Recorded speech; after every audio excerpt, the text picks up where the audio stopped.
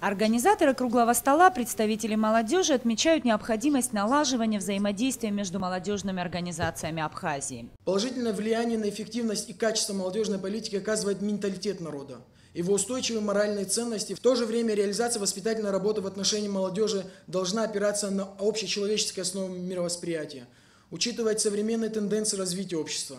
При наличии у каждого народа отличительных черт существуют общие первоосновы, главное из которых стремление воспитать новое поколение более совершенным. По мнению руководителя Госкомитета, проблемы молодежи должны быть доведены до уровня вопроса национальной безопасности страны.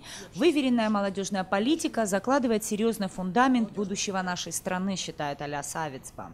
Известно, что без исторической памяти нет традиции, без традиции нет культуры, без культуры нет воспитания, без воспитания нет духовности. Без духовности нет личности, без личности нет народа. Участники круглого стола отмечают, что нормативной основой для работы с молодым поколением на территории Абхазии служит лишь один документ – стратегия социально-экономического развития. Этого недостаточно для результативной работы Госкомитета. По мнению собравшихся, необходим закон, регулирующий молодежную политику. Стратегия, которая позволит молодежи стать полноправными членами общества, формировать будущее страны вместе со старшим поколением.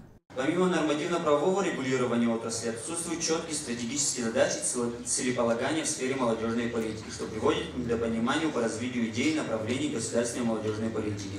Надо четко поставить задачи и направления их деятельности, в которых они должны двигаться для достижения общей цели. По мнению участников круглого стола, воспитание подрастающего поколения – один из важнейших вопросов, который стоит перед государством.